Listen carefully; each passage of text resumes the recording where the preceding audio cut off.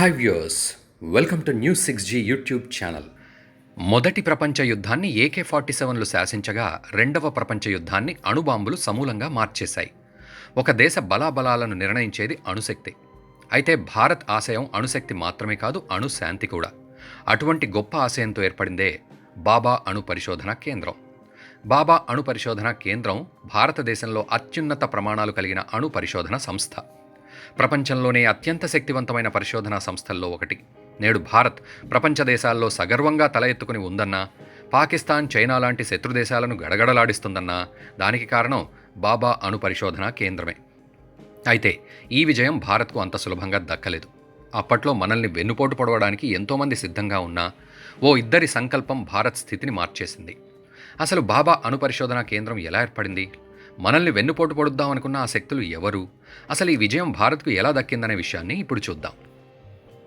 అది 1947 భారత్కు స్వాతంత్రం వచ్చిన తొలి రోజులు.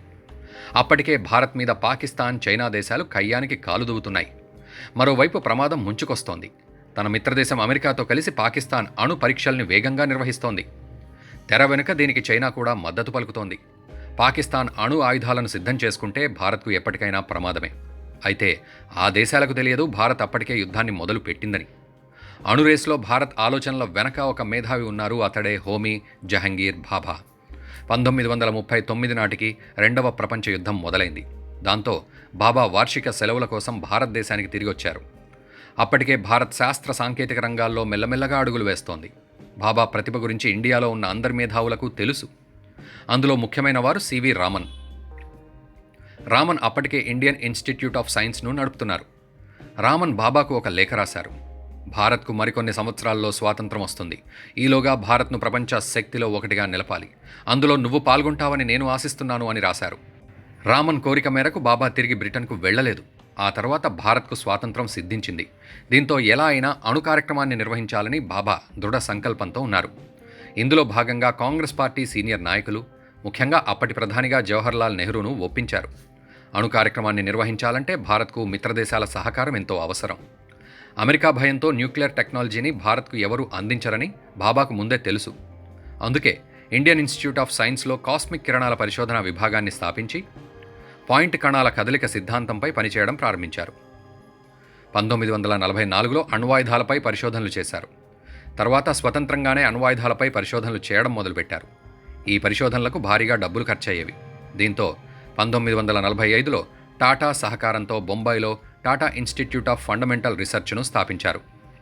అనుకున్న విధంగానే రీసెర్చ్ పూర్తయింది. అప్పటికే భారత్కు స్వతంత్రం కూడా వచ్చింది. ఇక పరిశోధనలను ముమ్మరం చేశారు.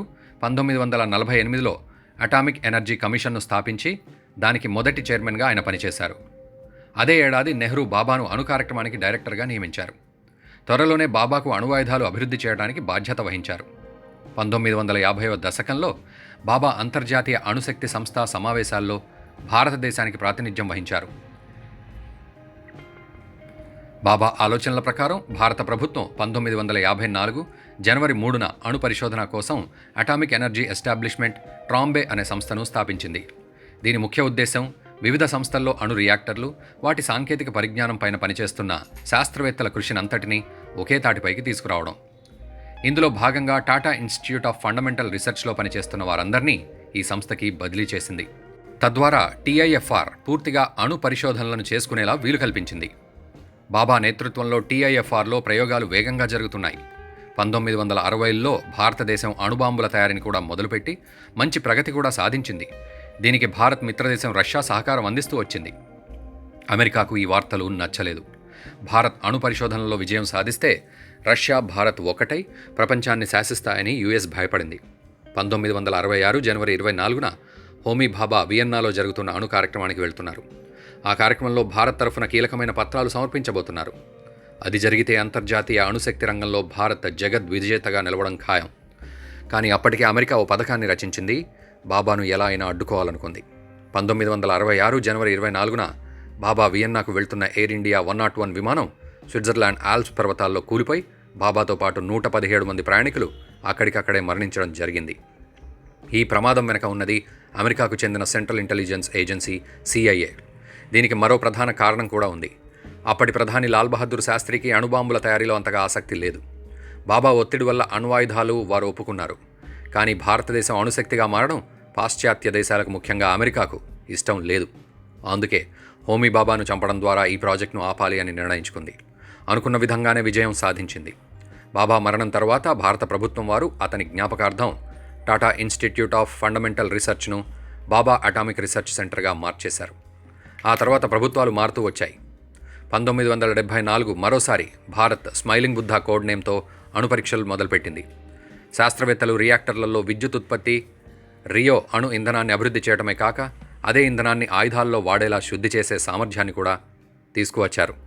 అయితే ఆ తర్వాత ఇందిరాగాంధీ, రాజీవ్ గాంధీ మరణంతో దేశంలో అస్థిర ప్రభుత్వాలు ఏర్పడ్డాయి. దీని కారణంగా సొంతంగా అణుబాంబులు రూపొందించుకోవడంలో మన దేశం వెనుకబడింది.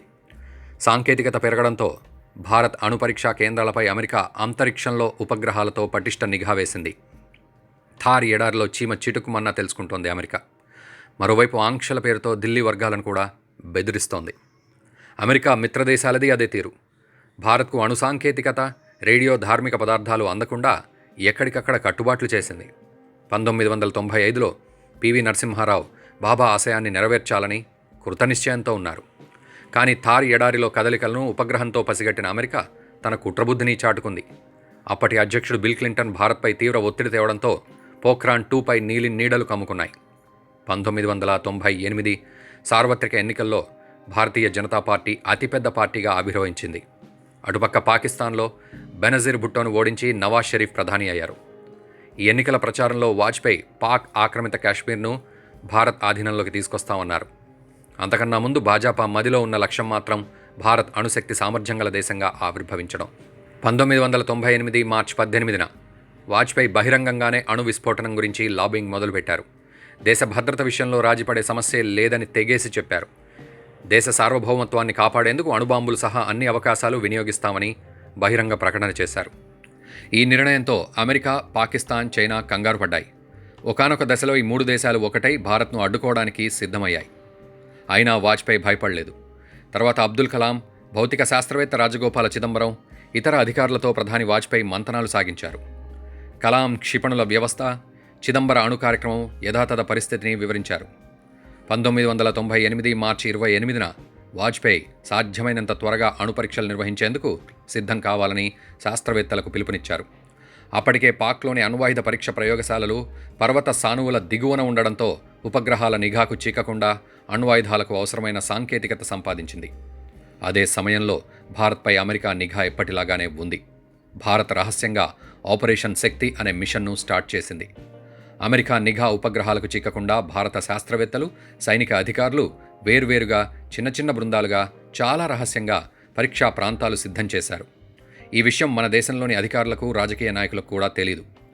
శాస్త్రవేత్తలు సైతం పరీక్ష ప్రాంతంలో నిఘాకు చిక్కకూడదని సైనిక దుస్తులు ధరించి రాత్రి వేళలో పనిచేసేవారు. ఏవైనా వస్తువులు కదిలిస్తే మళ్లీ ఉదయంలోపే యథావిధిగా ఉంచేవారు. ఎందుకంటే అమెరికా నిఘా ఉపగ్రహాలతో మనల్ని గమనిస్తూ ఉండేది. అందుకే అక్కడ ఏం జరగలేదని చెప్పేందుకు ఇలా చేసేవారు. బాంబు షాఫ్ట్లను మట్టి దిబ్బల్లా రూపొందించారు. సెన్సార్లను, కేబుళ్లను మట్టితో కప్పేవారు. పరీక్షా ప్రాంతానికి వెళ్లేటప్పుడు గ్రామాల్లో ఒకలాగా, సైనిక కేంద్రాల వద్ద ఒకలాగా వస్త్రధారణ మార్చి వెళ్లేవారు.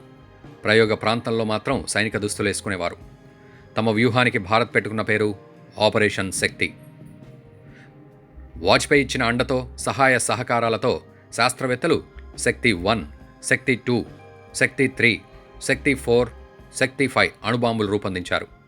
1998 మే 13న ఉదయం 3:34 వరుసగా 3 అణుబాంబులు పరీక్షించారు. తర్వాత మిగతా 2 బాంబులు ప్రయోగించారు. 1998 మే 13న అణుబాంబు పరీక్షలు విజయవంతమయ్యాయని భారత్ సగర్వంగా ప్రకటించేసింది. ఈ ప్రకటన చూసిన అమెరికా, చైనా, పాకిస్తాన్ కంగుతిన్నాయి. అమెరికా కోపంతో ఆంక్షలు విధించింది. అయితే వాజ్పేయి రాజనీతి, చాణక్యంతో 5 ఏళ్లలో అడ్డంకులన్నీ తొలగిపోయాయి. ఆ తర్వాత ఇంకెప్పుడూ భారత్ వెనుదిరగలేదు. ఆయుధ సంపత్తిలో అగ్రదేశాల సరసన నిలిచింది. ఎన్ని ఒత్తిళ్లొచ్చినా ఎదురొడ్డి నిలిచిన వాజ్పేయి బాబా ఆశయాన్ని నెరవేర్చి బాబా అణు పరిశోధనా కేంద్రాన్ని అద్భుతంగా అభివృద్ధి చెందించారు. తర్వాత బాబా అణు పరిశోధనా కేంద్రం గామా గార్డెన్స్ వద్ద బయోటెక్నాలజీలో కూడా పరిశోధనలు చేస్తుంది. అనేక వ్యాధి నిరోధక, అధిక దిగుబడినిచ్చే పంట రకాలను, ముఖ్యంగా వేరుశనగ రకాలను అభివృద్ధి చేసింది. ఇది విద్యుత్ ఉత్పత్తి కోసం లిక్విడ్ మెటల్, మ్యాగ్నెటో హైడ్రో డైనమిక్స్లో పరిశోధనలు కూడా చేస్తోంది. 4 జూన్ 2005 ప్రాథమిక శాస్త్రాల్లో పరిశోధనలు ప్రోత్సహించే లక్ష్యంతో బార్క్ హోమీ భాభా నేషనల్ ఇన్స్టిట్యూట్ను ప్రారంభించింది. బార్క్ అంటే బాబా అటామిక్ రీసెర్చ్ సెంటర్ అని అర్థం. దీనికి అనుబంధంగా Indira Gandhi centre for atomic research centre, Raja Ramanna centre for advanced technology, variable energy cyclotron సెంటర్లున్నాయి. BARC నుండి ఏర్పడ్డ nuclear power corporation of India limited, Kakrapar atomic power project, Rajasthan atomic power project, Tarapur atomic power project, Baba Atomic research సెంటర్తో కలిసి అణు పరిశోధనతో పాటు యాక్సిలరేటర్లు, micro electron కిరణాలు, materials design, super కంప్యూటర్లు వంటి ఇతర high technology రంగాల్లో కూడా పరిశోధనలు నిర్వహిస్తున్నాయి. బార్క్ తన స్వంత ఉపయోగం కోసం అత్యాధునిక సాంకేతిక పరిజ్ఞానంతో అనుపమ్ అనే సూపర్ కంప్యూటర్ల వ్యవస్థను రూపొందించుకుని అభివృద్ధి చేసింది. ప్రస్తుతం భారత్ వద్ద ఉన్న అణ్వాయుధ ప్రయోగ వ్యవస్థల గురించి పెద్దగా వివరాలు తెలియదు. ఒక అంచనా ప్రకారం మాత్రం భారత్ వద్ద దాదాపు 300 అణుబాంబులున్నాయని అంచనా. ఇందులో భారత్ ఒక్కదాన్ని మిరాజ్ యుద్ధ విమానాలతో చైనా మీద దాడి చేస్తే షాంగ్ నగరం మొత్తం తుడిచిపెట్టుకుపోతుంది. ఓనాడు భారత్ను నియంత్రిద్దాం అనుకున్న ఆదేశాలకే నేడు బాబా అణు పరిశోధనా కేంద్రం సవాళ్లు విసురుతోంది. ఈ విజయానికి కారణమైన హోమీ జహంగీర్ బాబా, పివి నరసింహారావు, అటల్ బిహారీ వాజ్పేయికు భారత్ చెయ్యెత్తి సెల్యూట్ చేస్తోంది. మరిన్ని వీడియోస్ కోసం న్యూస్ 6G సబ్స్క్రైబ్ చేసుకోండి. Thank you.